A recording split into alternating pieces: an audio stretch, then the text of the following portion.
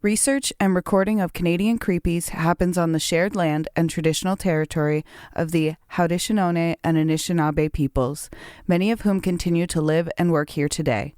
This territory is covered by the Upper Canada Treaties. A key treaty governing this territory is the Dish with One Spoon Agreement. This treaty between the Anishinaabe, Mississaugas, and Haudenosaunee people binds them to share and protect the land. Subsequent Indigenous nations and peoples, settlers, and all newcomers have been invited into this treaty in the spirit of peace, friendship, and respect. We all share the responsibility of ensuring the dish is never empty, meaning we must take care of the land and the creatures we share in it. Last week, we explored the shadows that gathered around Denis Lortie, a man whose inner world was unraveling long before a single shot was fired. From a childhood marked by trauma to his time in the military, a growing paranoia fed by delusions and isolation, Part 1 gave us a chilling look at the storm taking shape in Lortie's mind. He spoke of voices, he believed he was chosen, and he was convinced the Quebec government had to fall. Now, in Part 2, the storm breaks. This is the moment everything unravels. Violence, heroism, and a courtroom reckoning. Today, we walk through the tragic events of May 8th, 1984, the deadly attack inside the National Assembly, the quiet bravery of a single man who changed the course of that day, and the legal battle that followed. A quick content warning before we begin. This episode contains descriptions of gun violence, death, and mental illness. Listener discretion is advised. You're listening to Canadian Creepies Podcast, and this is episode 29, Denis Lortie, Part 2, The Storm Breaks. Before we hop into the nitty-gritty, I want to give a shout-out to our listener, Christian from Kingston, Ontario. He left a comment on our Spotify, episode 21, Troy LeDrew, Rampage on the 401. What's up, Christian? He said he was loving the content. Nice. So what's up? Thanks for listening. Wait, where's Christian from? Kingston, Ontario. That's so wicked. That's cool. Yeah, it is cool. That's really cool. What else is cool is that I did not intentionally plan the date of the release of this episode and this date of the attack. So this episode's coming out May 8th, and the attack happened May 8th, 1984. Like, I did not plan that. Very cool, right? That's sick. Yeah, I didn't plan that. What the fuck? It's just the way the case worked out. That's actually really spooky. It is spooky-ooky. That's Canadian creepy. Right? That's how I know I'm meant to be. I'm meant to be hosting this podcast. Mm-hmm. No, that's just how you know you're meant to be. That's right. You were always meant to be. And I've said that about you. You have more than one time. You have said you are meant to be on this planet and in existence. Mm-hmm. Okay, I'm going to set the scene. Okay. It was a calm spring morning in Quebec City, the kind that settles over government buildings with quiet routine. Inside the grand stone walls of the Assemblée Nationale, cleaning staff went about their duties. Politicians and staffers were just beginning to arrive. The day was supposed to be preceded with a debate on Bill 23, a routine piece of legislation about the structure of Quebec's civil service. I can't hear myself, and it's making me feel weird. Oh, here, let me just turn you up. Okay. Let me just turn you up. We don't even need to stop. There we go. Let's keep rolling. But Denis Lortie had different plans. Around 9:30 a.m., Denis Lortie, then 25 years old and an active member of the Canadian Armed Forces, and just quick pause, he wasn't, like, they knew for those of you who don't know, please listen to part 1, but just to remind you as well. Nice. Remember, the Army was relatively aware of his mental illness. and of his paranoia, of his hearing voices and that sort of thing. So I'm surprised that he was an active member of the Canadian Armed Forces when he committed this attack. Like, they hadn't, I don't know what it's called when they deem someone, when they dishonorably discharge. Like, I don't know why he was active. So anyway, so he arrived at the Parliament building wearing his military uniform, which is also scary because when you see that, you expect that person to keep you safe. Right. He drove there in a government-issued car, and in his possession were 3 firearms, 2 submachine guns, and a .45 caliber pistol, as well as over 700 rounds of ammunition. Oh my God. This wasn't a spontaneous act, as we know, because we talked about it last time. He was doing dry runs. Yeah. Lortie had scouted the building the day before and even spoke to security staff under the pretense of being interested in the assembly's architecture. Oh, wow. So they just gave him, they straight up were like, here you go. Here you go. Here's how it was built. Yeah. Oh my God. Here are the building's weak points. Yeah. Yeah, exactly. When he entered the building that morning, he headed directly to the Salon Bleu, the legislative chamber where Quebec's National Assembly meets. He encountered, this is a French last name. He encountered Roger Lefebvre. Lefebvre. Yeah, that was pretty close. A security guard who was unarmed, and ordered him to evacuate the area. Moments later, he began his rampage. So sad. It is very sad. This poor Roger. Lortie stormed the chamber, firing indiscriminately. The gunfire echoed through the ornate halls of the assembly as panic erupted. That would be so disorienting. I know. You'd be so overstimulated. Just in this big hall. If someone drops a pen in one of those places, you're like, oh my gosh. I know, it's crazy. Everybody hears it. Some workers ducked for cover under desks. Others ran through side corridors and stairwells to escape. In the chaos, 3 people were killed.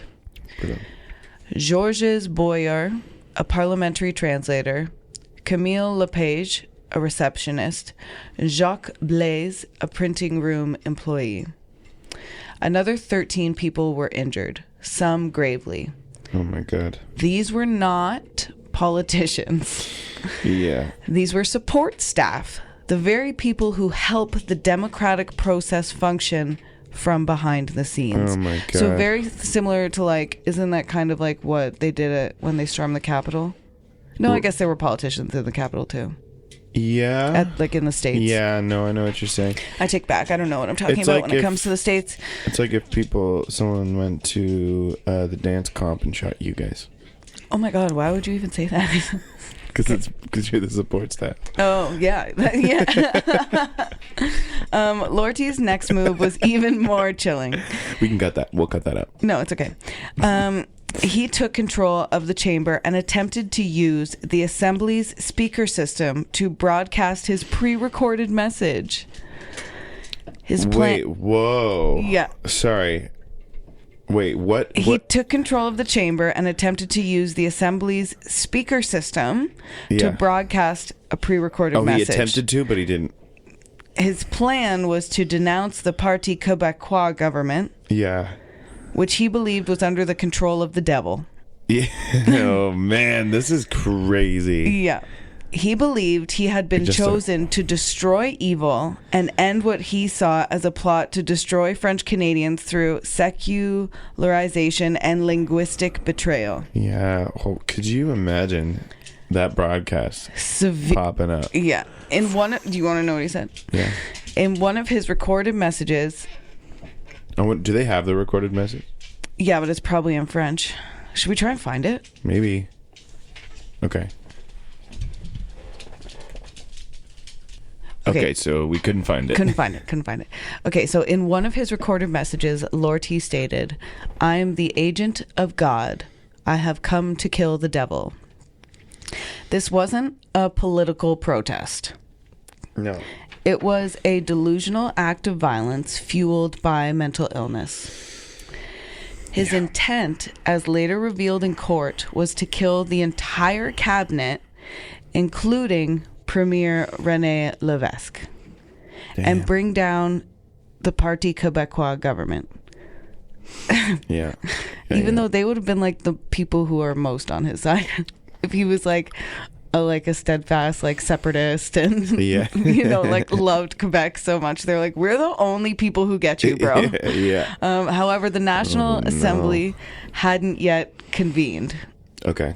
His victims were civilians, and his targets weren't even in the building yet. Oh my God. Had he arrived just an hour later, the death toll could have been catastrophic. Holy shit. It's good these mass murderers are sloppy. Yeah. What followed next was something almost no one expected. You're going to love this. Mm-hmm. A single, unarmed man, René Jalbert, the Assembly's sergeant-at-arms and a World War II veteran, approached the heavily armed Lortie and began to talk. Whoa. But before we get into Jalbert's astonishing act of bravery, it's important to understand that for over an hour, Lortie remained inside the assembly, ready to kill again. He was barricaded, unstable, and armed to the teeth. Holy. Right? Outside, police and tactical units had surrounded the Parliament building. The city was in lockdown, and inside, democracy hung by a thread, threatened by a man lost in delusion and violence. Oh my God. We got a real Tom and Jerry situation happening behind us. Daisy! Leave the boy alone. Oh, I know. Ouch. Ouch. You're so spiky. Wow. That's crazy. And it's crazy. Like that guy just like walking up and talking to him. Yeah.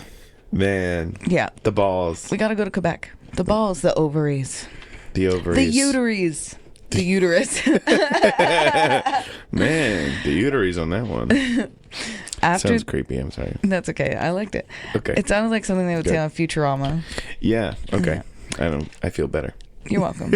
After the initial chaos, with gunfire ringing through the Salon Bleu of Quebec's National Assembly, the building had been evacuated. Police had surrounded the site. Inside, Denis Lortie remained armed, volatile, and deeply disturbed. 3 people were already dead, and more could have followed. But that morning, fate placed René Jalbert in the right place at the right time. Jalbert was not just the sergeant-at-arms of the Assembly. He was also a decorated veteran, a former major in the 22 Regiment, the famed Vendus. I don't know what that means. I'm not good at history. I'm gonna hold on one sec. He had served in World War II and the Korean War. Hold on.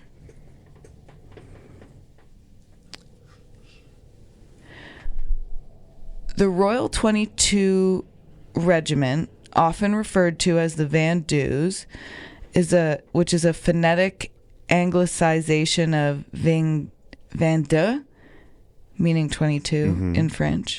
Oh, Vendus. 22s. Yeah, okay. That's funny. That's really good. Is one of Canada's most storied and distinguished military units. So this guy, Jalbert, was part of them. Should we go into, I guess we should go a little, there's only a little bit here. So yeah. The Vendus were formed in 1914.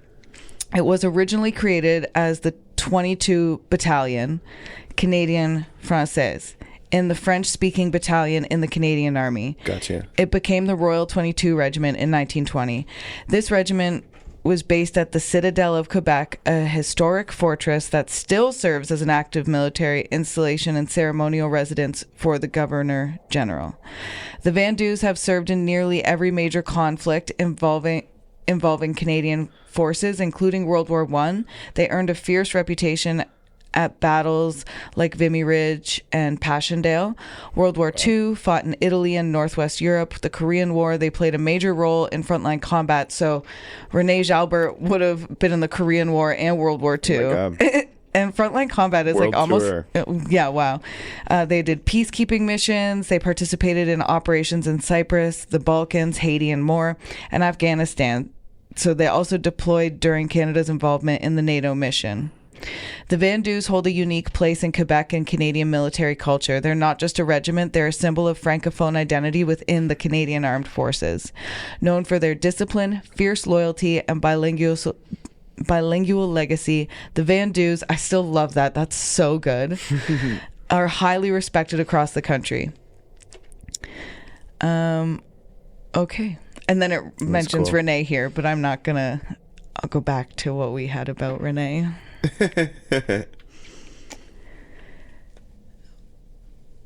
Okay, yeah. So now we know cool. About the Vandus. So René had served in World War II. It's an epic backstory for this guy. Right, and the Korean War.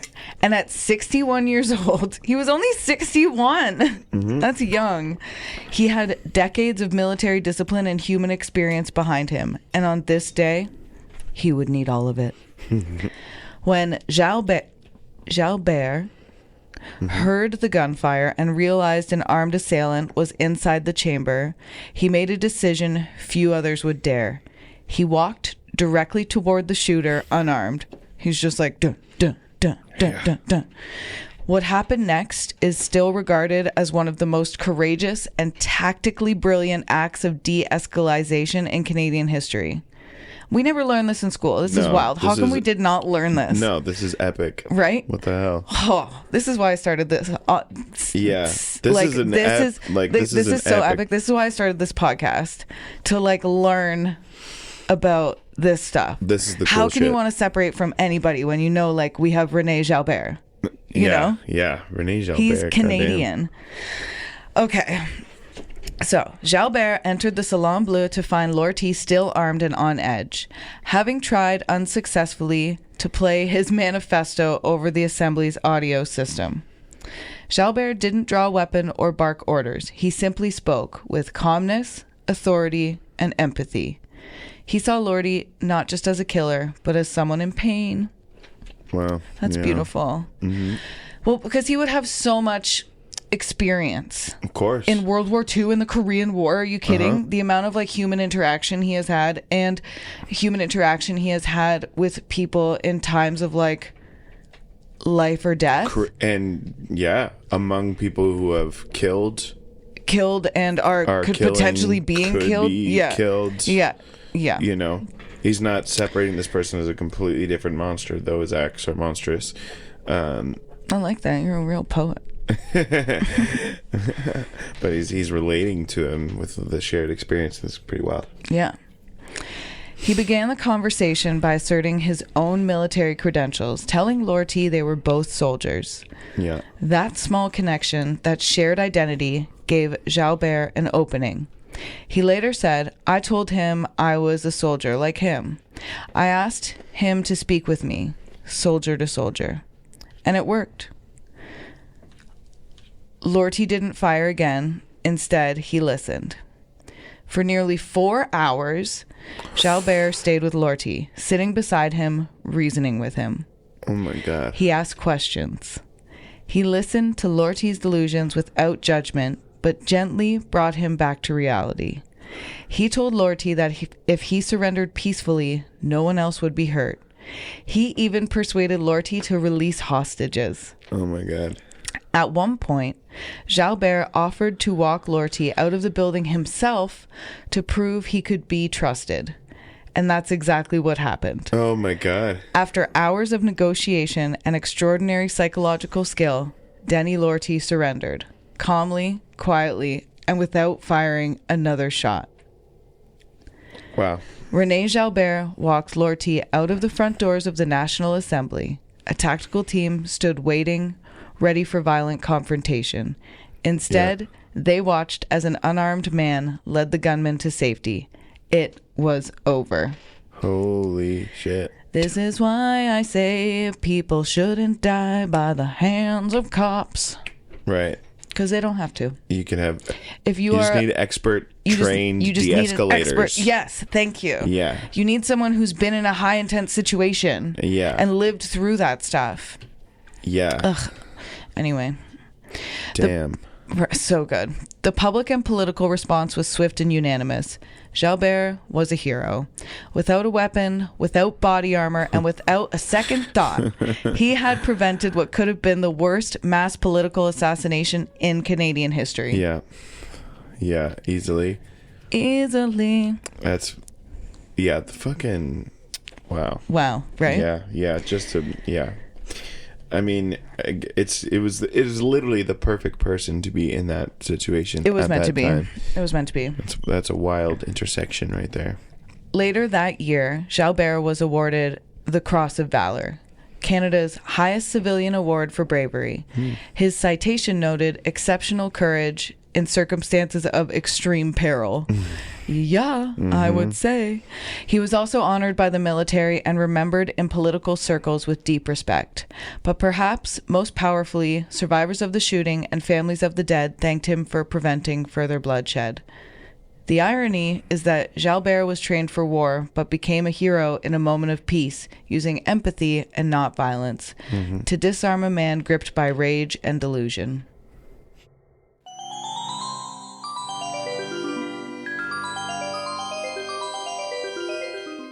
You. Still haunting the same old fast fashion? Time to dig up something better with Back from the Dead Goods, a Canadian small business where forgotten threads get a second life and sustainability meets spooky. This isn't just upcycled clothing. It's resurrected fashion with an eerie edge. Handpicked, reworked, and revived, every piece is as unique as a ghost story whispered at midnight. And because you're a part of the Canadian Creepies family, you get an exclusive deal. Use code Canadian Creepies at checkout for 10% off. Find them lurking on Instagram, Etsy, and Poshmark. Links are in the episode description. Give your wardrobe a second chance at life, if you dare. Hey creeps, it's Valerie here. And if you're anything like us, you love capturing a moment, whether it's spooky, sweet, or somewhere delightfully in between. Let me introduce you to our go-to for stunning shots, darkroom photography, based right here in the heart of the Niagara region. Mel, the brilliant eye behind the lens, is a lifestyle and creative photographer who brings a little bit of magic and maybe a touch of mystery to every session. She's got all her prices listed right on her website, super transparent, no tricks, and she runs killer seasonal specials around Mother's Day, Halloween, Christmas, and more. I'm telling you, her Halloween sessions, creepy perfection. So, if you're in the Niagara area and looking to capture memories that are hauntingly beautiful, hit up Mel at mel@darkroomphotography.ca or check out her work at www.darkroomphotography.ca. That's Darkroom Photography, where your memories come to life, even in the dark. Support reproductive justice in Niagara. Niagara Reproductive Justice is a grassroots collective based in the Niagara region of Ontario, working to increase visibility and access to sexual and reproductive health care. They support people seeking abortion and other essential care by offering transportation, financial assistance, logistical help, and emotional support. Here's how you can help. You can make a one-time donation. Send an e-transfer to niagarareproductivejustice@gmail.com. Your support helps cover costs like gas for volunteer drivers, overnight stays, childcare, and other urgent needs. You can also support monthly via Patreon. Join their Patreon and support the cause month to month. It's patreon.com/Niagara Reproductive Justice. And you can volunteer your time. NRJ is always looking for volunteers to help with driving, outreach, admin support, and community organizing. If you're looking to make a real impact in the Niagara region, this is a great place to start. Contact them via email or DM them on Instagram or Facebook to learn more. You can find them on Instagram at Niagara Reproductive Justice and on Facebook at Niagara Reproductive Justice. Help amplify access to reproductive care right here in our own backyard. Whether you donate, volunteer, or spread the word, you're a part of the movement.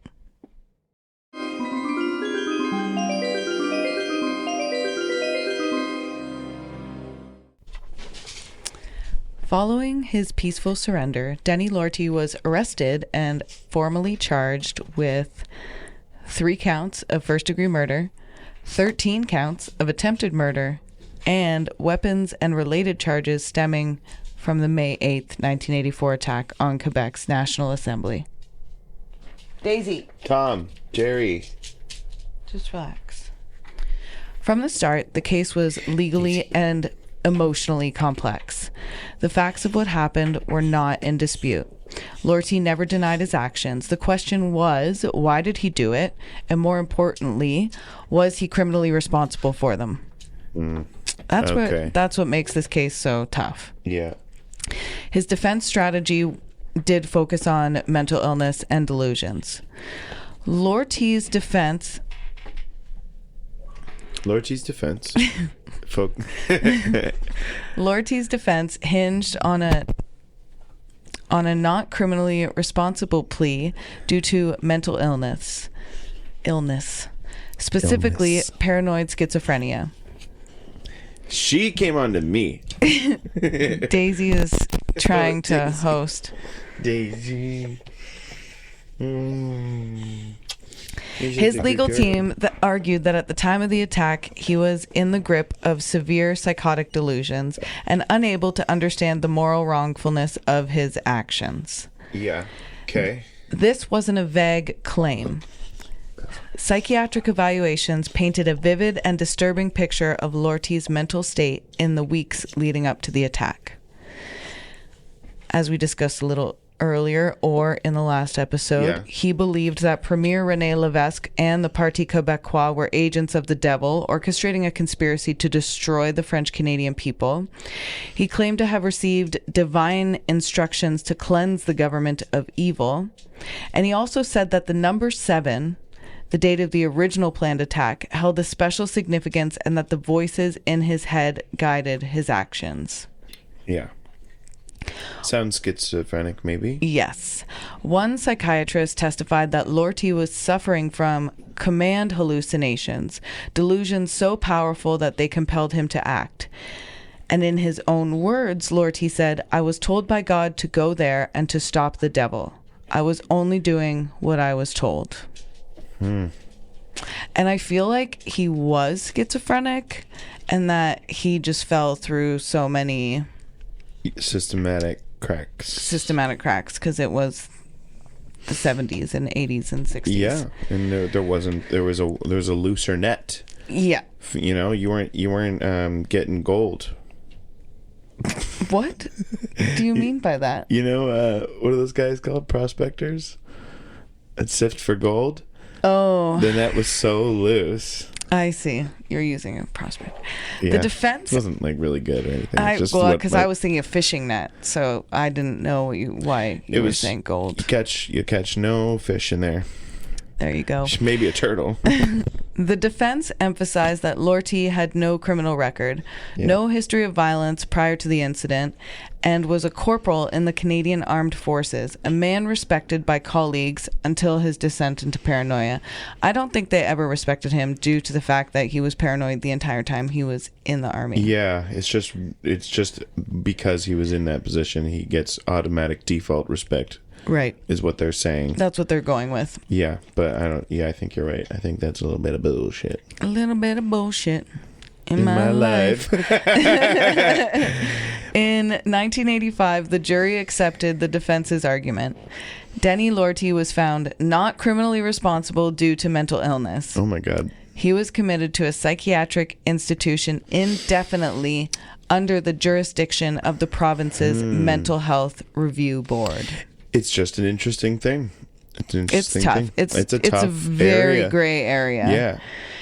The public reaction was intensely divided. Yeah. While some, particularly mental health professionals and legal experts, supported the verdict as a just outcome for someone deeply unwell, others, especially families of the victims, were shocked and dismayed. But that goes back to almost what I was talking about with the Be a Revolution in the Be a Revolution book with the accountability versus revenge. Yes. So him being mentally ill and going to a psychiatric facility, institution, that's the most held accountable that he can be.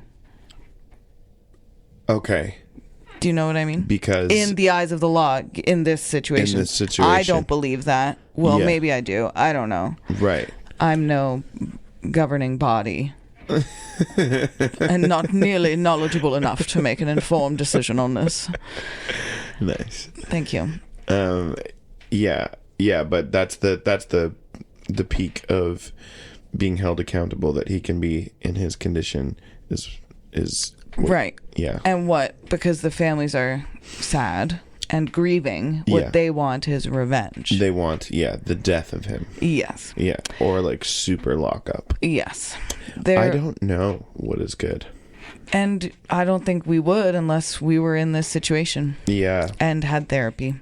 And time. We need more time in therapy. You need to sit. You need people who have the time to sit and work this out. That's right. Morally. Right.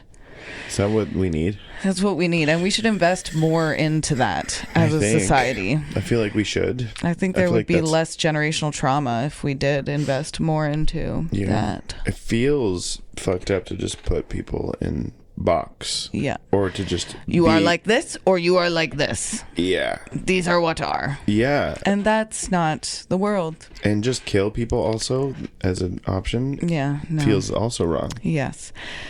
There was growing concern that the NCR, not criminally responsible, designation might one day lead to his release. Quebec society, still reeling from the trauma of the attack, struggled with the idea that Lortie would be institutionalized rather than imprisoned. Right. The Crown's appeal, and there was a second trial because the Crown appealed. So the Crown appealed the verdict, arguing that there were procedural issues in the first trial and that the jury had not been properly instructed about the legal thresholds for criminal responsibility. This led to a second trial in 1987, a rare occurrence in Canadian law, especially in NCR cases, not criminally responsible. At the retrial, the same essential evidence was presented, but this time with even more emphasis on Lortie's history of psychiatric instability, including past hospitalizations, his obsessive religious ideology, including the belief that God had given him a mission to rid the government of evil, and his behavior after the attack, which experts said were consistent with disorganized thought and paranoia. Despite the heightened scrutiny, the jury again found Lortie not criminally responsible. Okay. Yeah. Following the second verdict, Lortie remained under psychiatric care at Institut Philippe Pinel in Montreal. Okay. And if I butchered that, Quebecers, I'm sorry. They probably will say that you did. I'm sorry, and I'll forever be sorry. And I'll forever wish I had invested more of my personal time into French. If you think that Valerie butchered that, send us a message on l'ordinateur. Computer.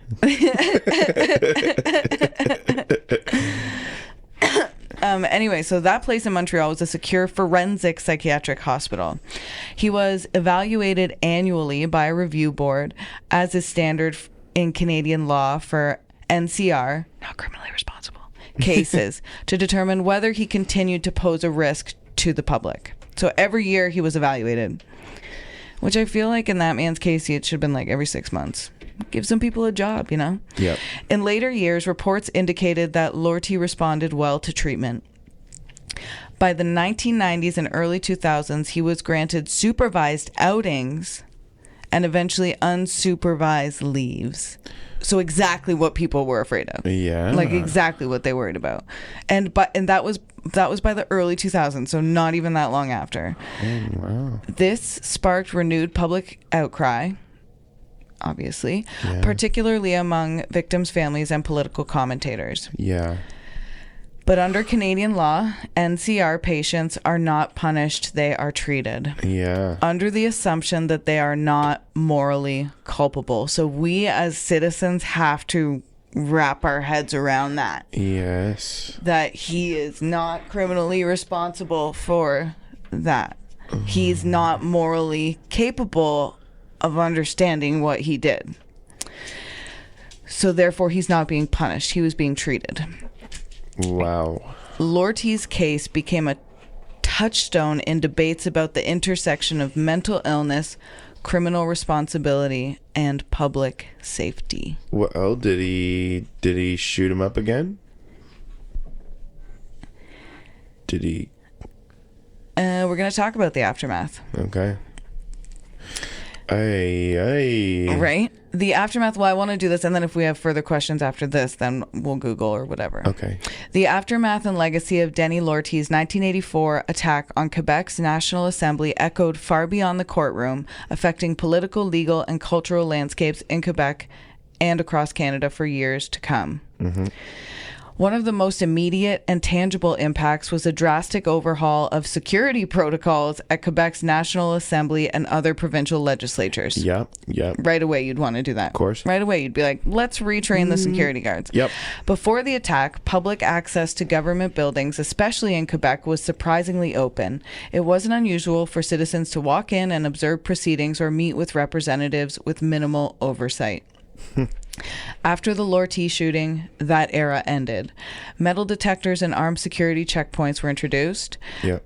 Access to parliamentary chambers was restricted and more heavily monitored, and the role of sergeant-at-arms was reevaluated with new training and protocols for handling active threats.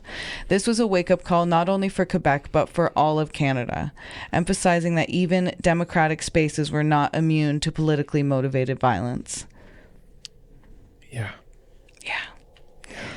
The NCR, not criminally responsible, verdict sparked heated debates across Quebec and Canada because it's tough. It's a tough debate. It's very tough. And until you are a victim of a crime by somebody who is not criminally responsible, you don't know. Yeah. You don't know.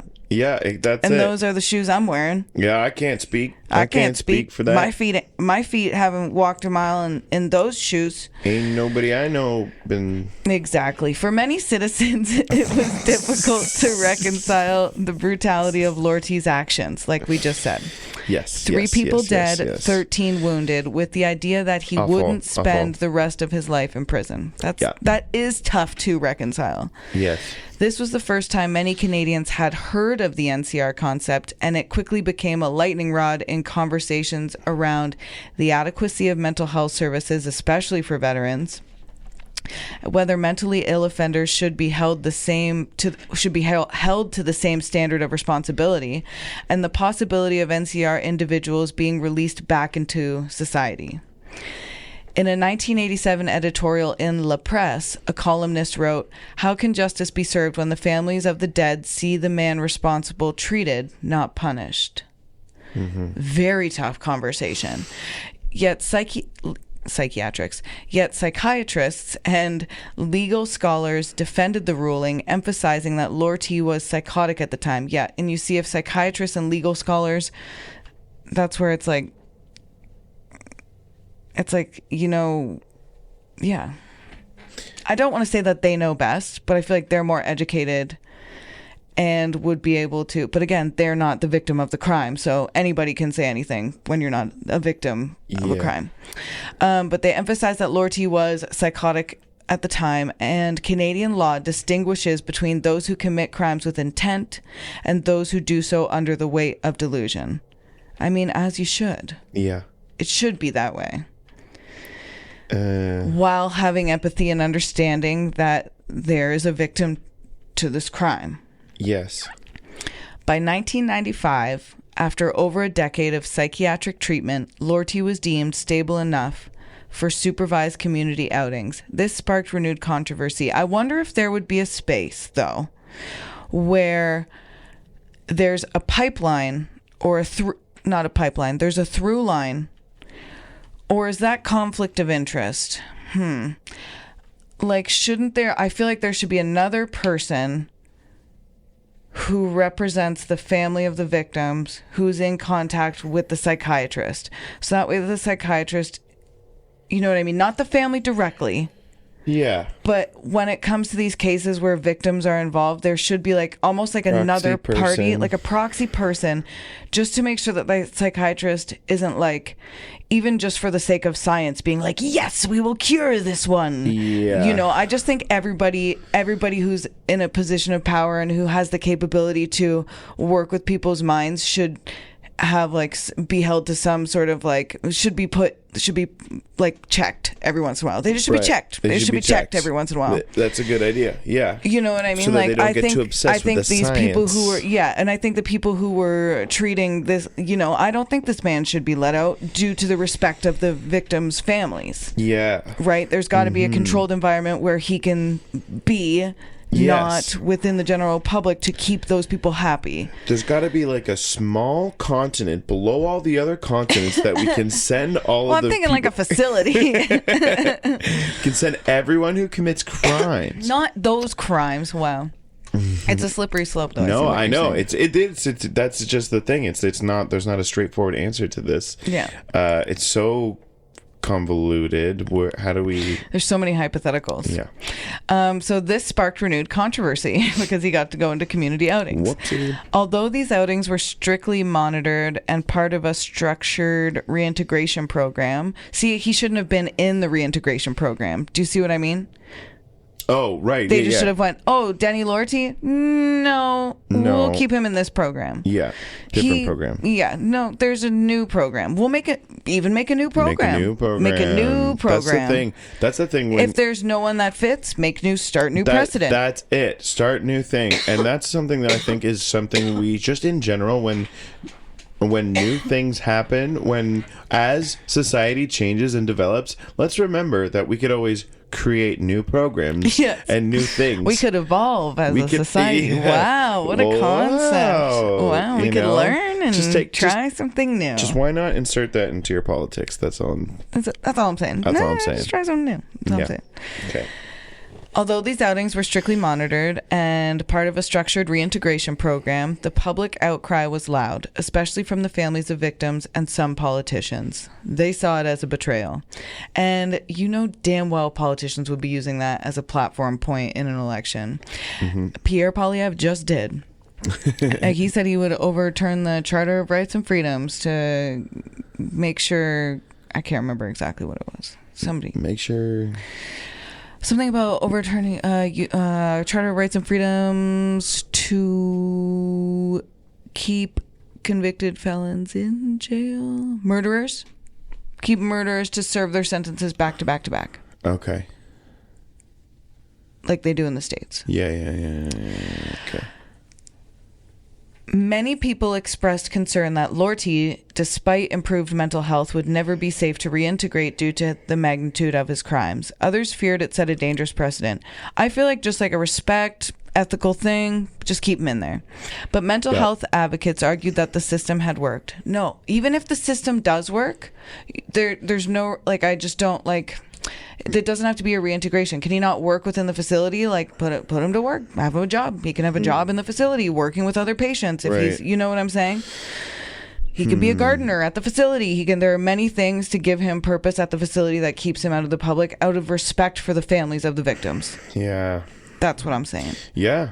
No, that's it. I mean, were we in the victim's shoes? You wouldn't want him out and roaming. And then it's but then I'm do you keep he must stay in facility for the rest of time? That's what a I guess that's the punishment. Yeah, and that's not saying he still can't have a life worth living within that facility. He clearly wasn't living any life of value, not life of value, but life of he wasn't happy prior to being treated. He was living in his paranoia, in his schizophrenia, and he was just living in his delusions. That wouldn't have been a fulfilling way to be living. Yes. But after receiving treatment and learning how to I don't know anything about I don't know enough about schizophrenia, but after being treated and that he can live a supervised life that would still bring value to his life in that facility. Yeah. Without being disrespectful to the victims' families or people who were even, still alive and still there. Yeah. Okay, so mental health advocates argued that the system had worked. Lortie had been treated, not abandoned. He had shown no further signs of violence. By most accounts, his reintegration had been quiet and uneventful. As of the most recent reporting, he has lived under ongoing psychiatric supervision, but without incident. Oh, well, that's good. So exactly what we want. Okay. René Jalbert, a lasting symbol of courage. In contrast, René. We got to bring him up because it's just we got to have some like Denis is really tough, but Yeah. René is the silver lining to all this. Mm-hmm. In contrast to the complexity of Lortie's case, René Jalbert's role was widely and immediately hailed as heroic.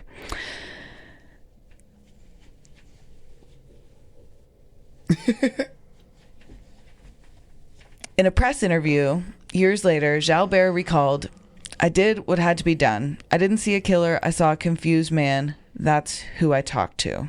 Wow. He also Intense. became a symbol of courage, diplomacy, and humanity under fire. And he passed away in 1996. And his name remains associated with the best of public service. Yeah.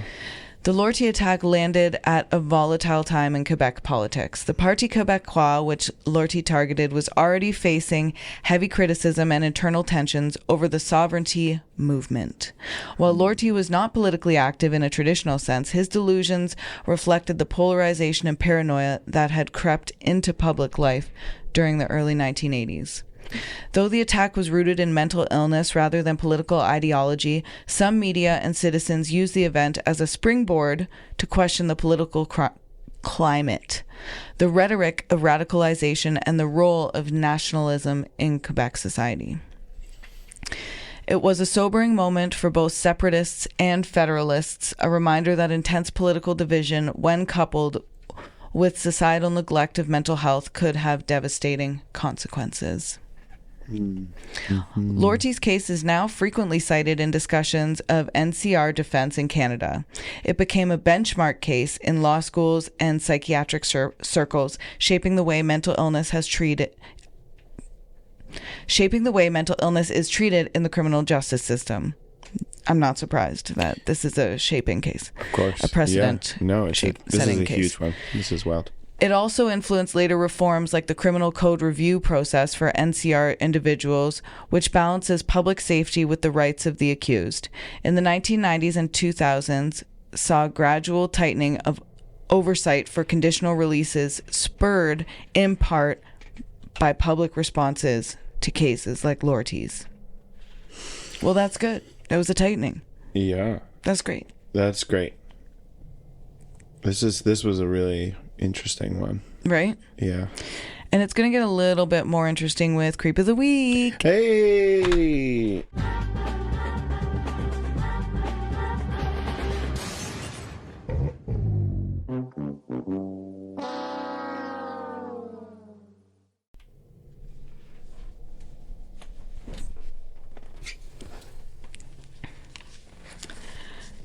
This week's Creep of the Week is Pierre Malou.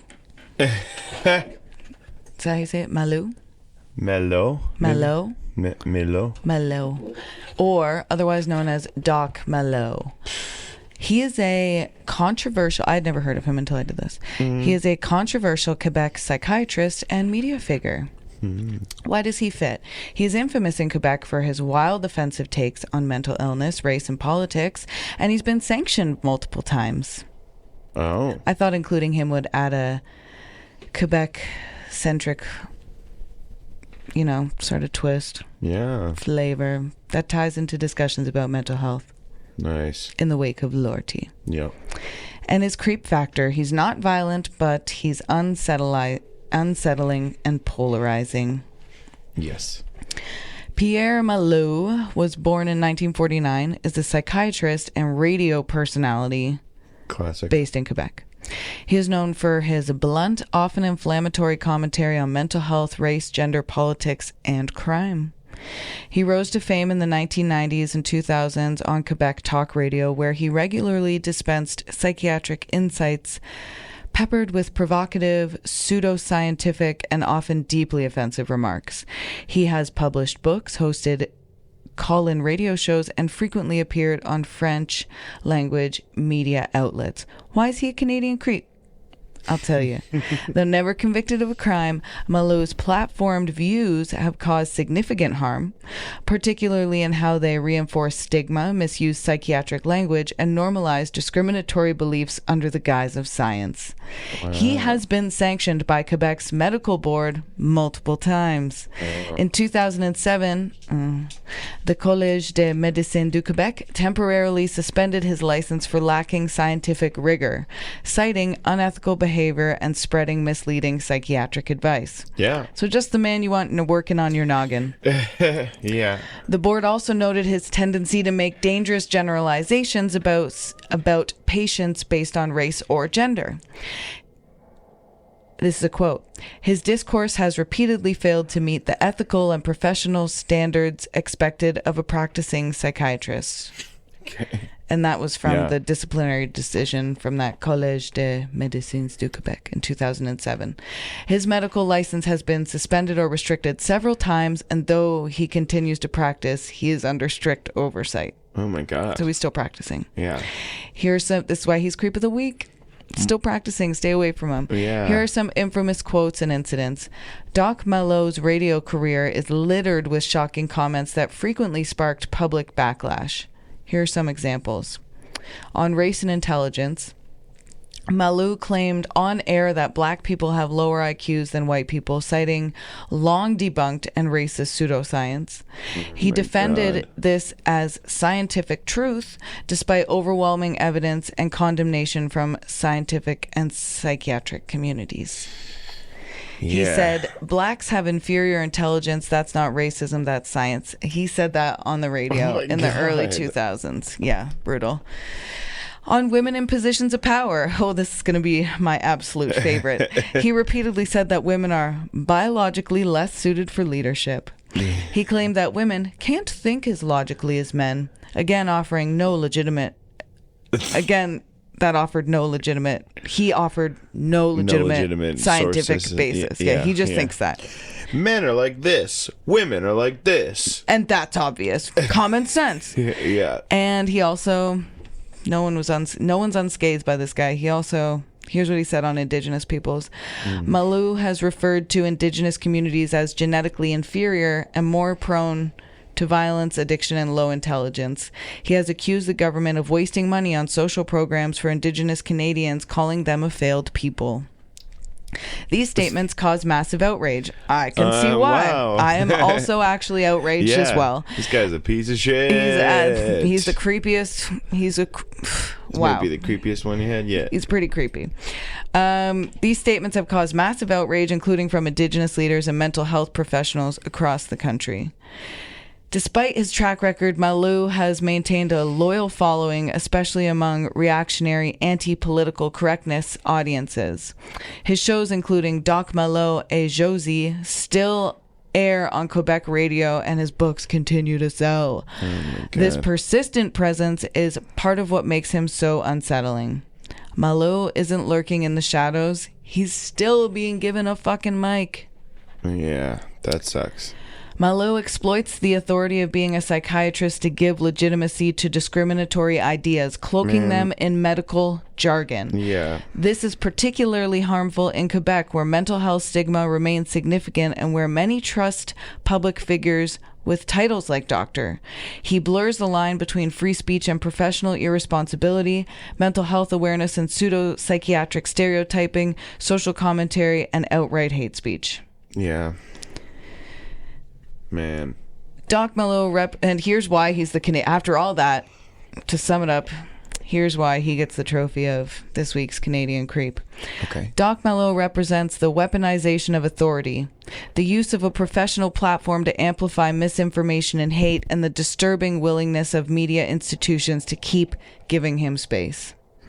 He may not have pulled the trigger like Denis Lortie, but Malot's rhetoric adds fuel to the kind of alienation, paranoia, and intolerance that can lead to real-world harm, especially when it comes to someone with a medical title. That's exactly right.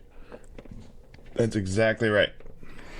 So, as we wrap up the second part of Denis Lortie's story, we're left with some heavy but important questions. Yeah. How do we define justice when mental illness plays a central role in mass violence? Can a system truly offer closure to victims when the person responsible is found not criminally responsible? It's a moral and legal gray zone that still sparks debate today, especially in cases like this where tragedy, trauma, and mental health collide in the most devastating way. We'd love to hear your thoughts on this. Do you think the courts got it right?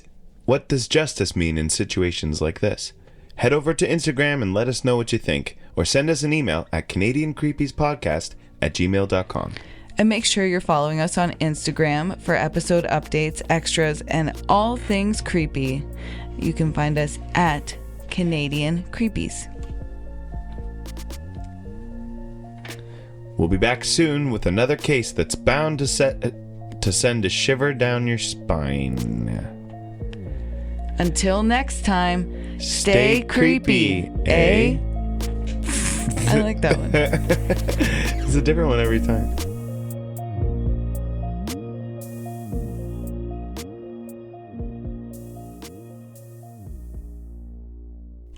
Hey creeps, before we go, don't forget to check out our sister podcast, Down the Crooked Path. It's hosted by Amanda, and she's diving into the eerie, the unexplained, and the totally bizarre. You'll find interactive content, behind-the-scenes tidbits, and creepy community convos over on Instagram and TikTok. Just follow at Down the Crooked Path. New episodes drop every Thursday, and you can listen anywhere you get your podcasts. So, if you're craving even more paranormal chills and twisted tales, take a walk down the crooked path, if you dare. Thank you to Kyle McDonald for editing and composing our theme song.